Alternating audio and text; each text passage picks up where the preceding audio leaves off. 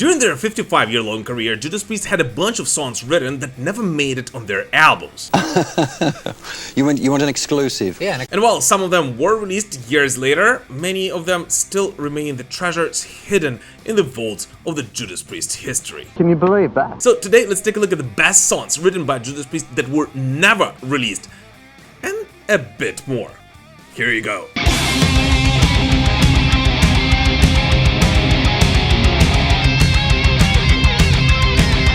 Guys, real quick before we start, as always, please do not hesitate to comment on anything you hear or see in this video, and especially if you disagree with me, because the whole point of our Defenders of the Faith series, in which we explore everything related to Judas Priest, is of course to start a conversation.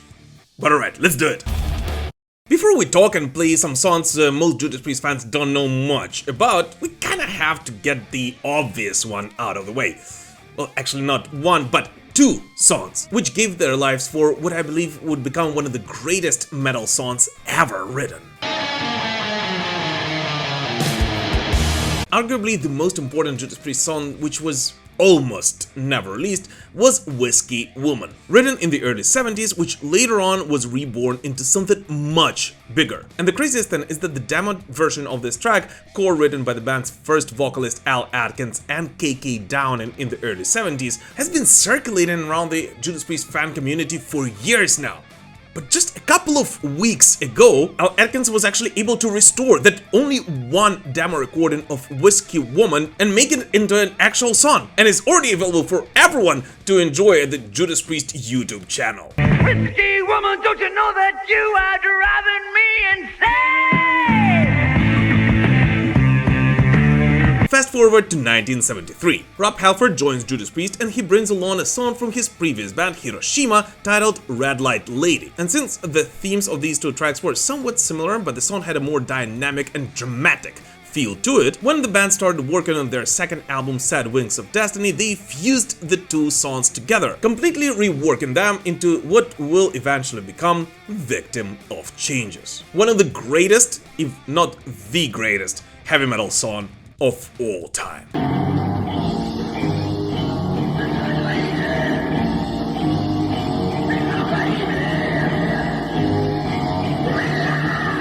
By the way guys, all of the demo tracks which I'm playing in this video are already available for all my patrons and all of the YouTube channel members. So no need to look for those, but if you would like to hear the full versions available to us today, the links to them will be in the description to this video. But anyways, now that the obvious one is out of the way, let's get to the tracks which were actually never released.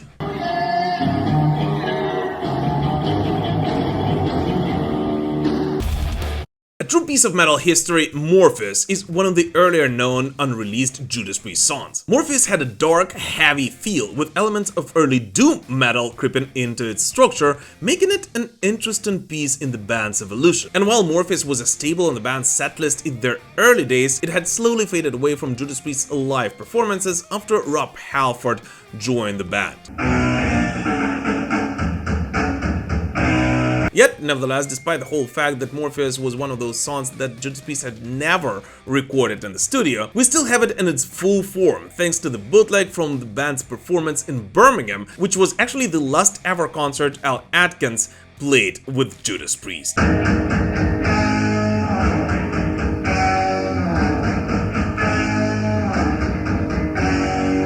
Oh, by the way, a fun fact about this bootleg. It was actually recorded by nobody else but an old friend of Judas Priest, Tony Iommi of Black Sabbath, who most likely actually recorded it just for his own ears. Another lost early Judas Priest track, Mind Conception, was actually the very first song Judas Priest ever recorded as a band, which happened in July of 1971. And much like Mother Son, it had a rather progressive rock structure with shifting tempos and long instrumental passages. Yet for several reasons it had never made it on Rock'n'Rolla and was actually dropped from the band's live performances long before their debut album ever got released.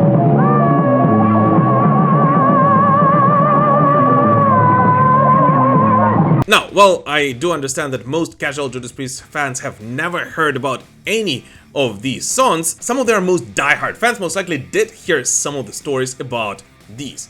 But in reality, there was actually one more track recorded by Judas Priest in July of 1971. A track which to this very day pretty much no one aside from the band themselves has ever heard. That one being Holy is the Man. And here's the thing, I actually reached out to Al Atkins himself and asked him about what happened to that demo recording from July of 1971. And while today he doesn't anymore have the physical copy from that night, he does have the digital recordings of both Mind Conception and Holy is the Man. Yet he really does not want to release the latter one because of how shitty it sounded. As but then, the band never listened to the advice of sound engineers, recording them live with no overdubs and lots of overspills, in addition to simply being under a lot of influence.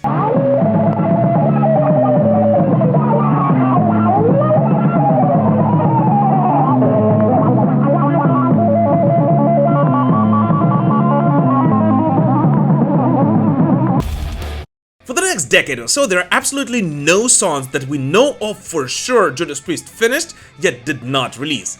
Well, there are actually a lot of those, but all of them did eventually get released as a part of the band's early 2000s remastered versions of their albums, which I believe is a great thing because among them are actually some of the best songs Judas Priest have ever written.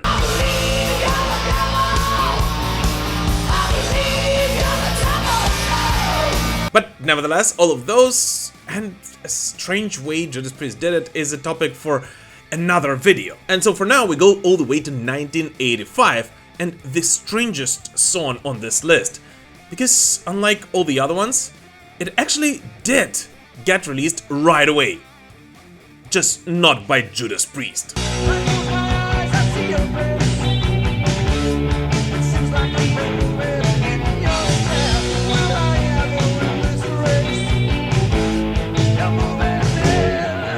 During the writing and the recording sessions of Turbo, Priest recorded a song which they never actually released themselves, yet which nevertheless did make it on Razor X's second Heat album. Yes, that same Razor X, which also happens to be Scott Travis's previous band.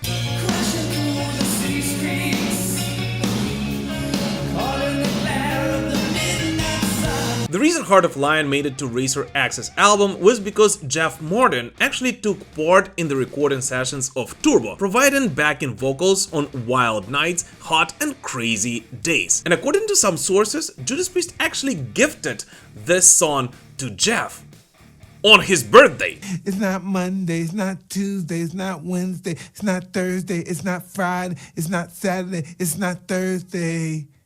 It's your birthday. Yet, despite this being one of the most established rumors in the Judas Priest community, I actually never found any official confirmation of it. So, if you do have any of it, please let us know in the comments. But nevertheless, the Razor X version of Heart of Lion is pretty much exactly identical to the version which was supposed to make it to Turbo, and which demo we have available for us today. And both of them actually rock!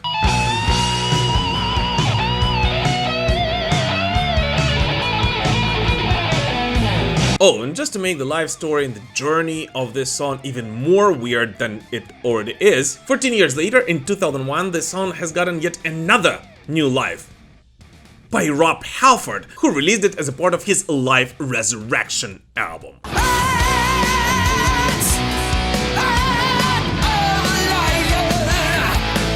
Yet, despite this absolutely crazy journey, and despite the whole fact that this song has actually become a pretty big hit for all of the Razor X fans, Judas Priest have never ever released their original rendition of Heart of a Lion, although in my opinion it would have actually fitted perfectly both on Turbo or on a twin Turbo albums, which the band has prepared in 1986.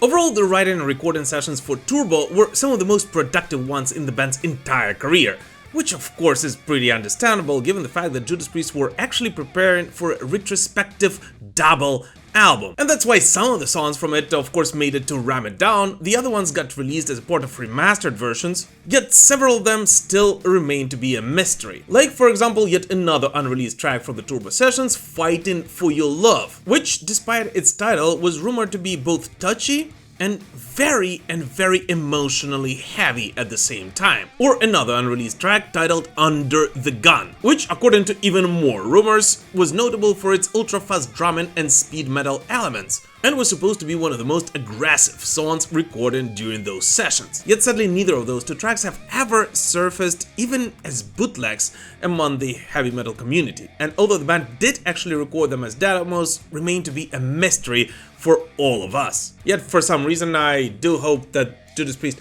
might release it sometime in the future. As come on, we all understand that they have to keep something up their sleeve for the next remasters that might come in the future.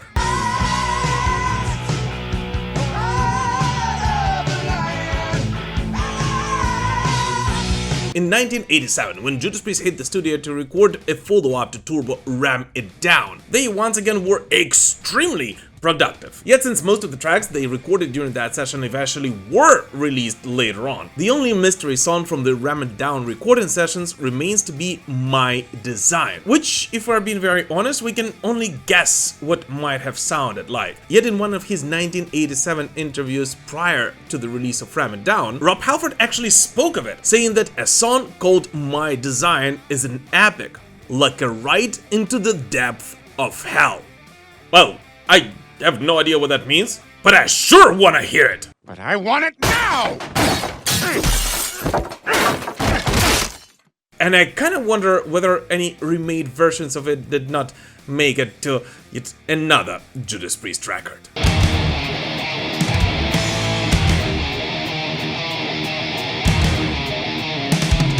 By the way guys, real quick, just want to point out that as most of you know, this show is built on my enthusiasm and my love for Judas Priest, Iron Maiden and all our favorite heavy metal bands. So if you would like to represent the show at your next Judas Priest concert and rock some Metal Pilgrim merch, and by this of course support the show, I'll be more than happy to send it pretty much anywhere across the world. There are multiple designs available and you can check them out via a link in the description to this video. And just in case if you decide to do that, or if you become a Patreon channel member, or just, you know, drop a nice comment and subscribe to this channel, I just want to say thank you to each and every one of you for building this incredible heavy metal community together. And thus we come to the most intriguing part of the video, the part which diehard Judas Priest fans have heard so much about, yet which to this very day remains one of the best kept secrets in the history of Judas Priest. In 1988, in a rather surprising move, Judas Priest recorded 3 songs with the famous UK hit producers Stock, Aitken and Waterman, under management of former Priest recording agent David Howells, as a favor to the manager Bill Kerbishley and as an experiment for future film soundtracks, as most of those who follow our Defenders of the Faith series do know what kind of relationship Judas Priest have with the filming industry.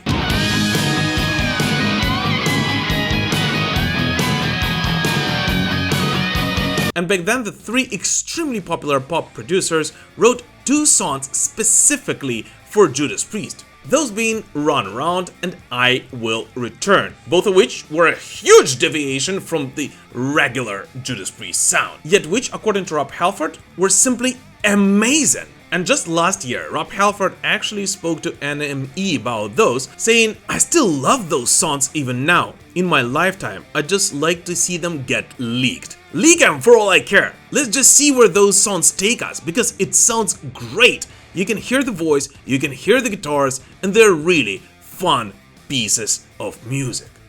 Yes, Rob, I agree with you. Leak them! Do it! Yet, despite a huge demand and the fans begging to do that for several decades now, Waterman and Judas Priest Music never actually released those, despite them being fully recorded, mixed and mastered already. Yet to this very day, those 2 songs remain to be some of the best kept secrets in the world of Judas Priest. Yet, as I told you, they didn't record just 2, but 3 songs, right?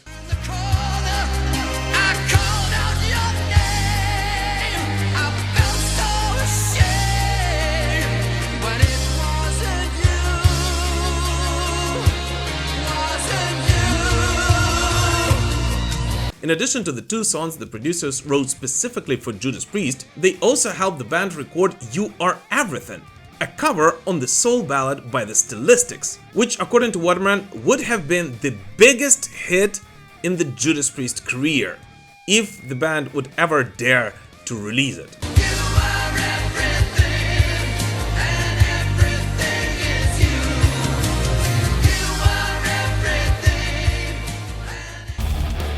And the truth is that since those S.A.W. sessions, there wasn't too much information, at least in public, about unreleased Judas Priest songs. Yet if we all rewatch 10 million hours of interviews, research all the fan forums and read gazillion articles, we will see that since then Judas Priest actually wrote and demoed dozens of songs which never saw the light of day. In 1995, when working on Joculata, Judas Priest wrote 10 or more songs which were never really recorded but just demoed, and reworked and completed after Reaper joined to suit his more aggressive, hardcore vocal style.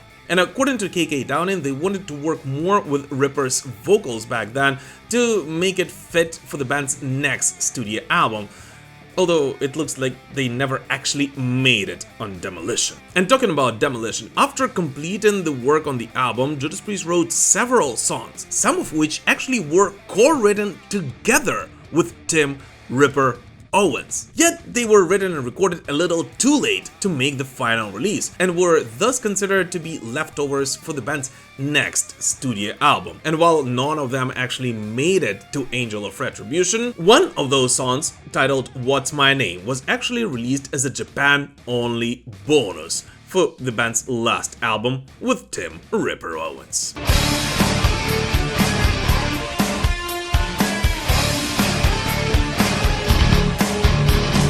After Rob Halford triumphantly returned to Judas Priest in 2004, the band locked themselves to write what would become their first reunion album. And during the writing process for Angel of Retribution, Judas Priest actually wrote not one, but whole 2 albums. And according to Rob Halford and Glenn Tipton, they had at the very minimum of 5, but most likely close to 12 songs, which have never made it on the 2005 Angel of Retribution. Actually, we had enough material for 2 complete albums. We probably had close to 24 amazing songs, and we really had hoped to include all of them. We tried to create an A list and a B list of tracks, but that didn't really work, said Rob Halford in November of 2004. And the truth is that to this very day, none of us actually know what happened to the leftovers from Angel of Retribution. Although it looks like some of the ideas for those, written most likely around the same time as the band's closing track Loch Ness, eventually made it in some form on Nostradamus.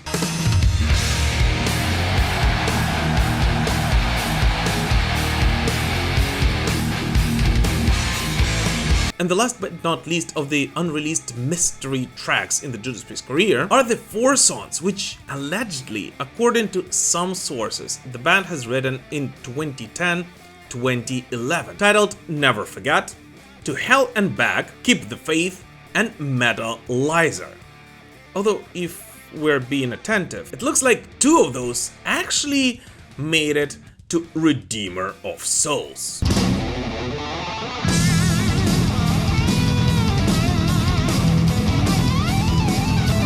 Yet the 2 other songs, Never Forget and Keep the Faith, were never ever released by the band. Although around that time, Rob Halford actually did say in one of the interviews that Keep the Faith is fully ready and might be released sometime in the future.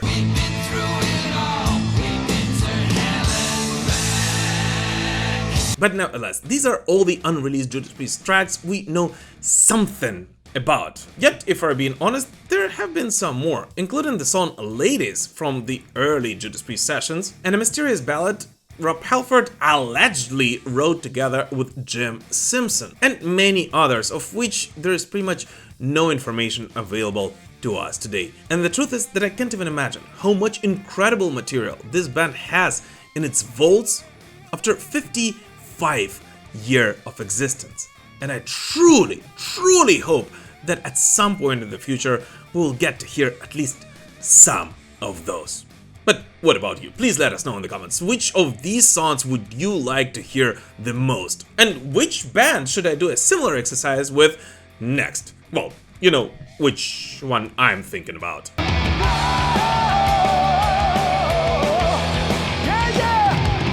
But anyways, thank you so much for watching, guys, and please don't forget to subscribe, like this video, and comment under it. And if you would like to rock some Metal Pilgrim merch at your next Judas Priest show, I'll be more than happy to send it pretty much anywhere across the world, and you can order it via a link in the description to this video. But anyways, thank you guys so much, and we will prevail. Slava Ukraini!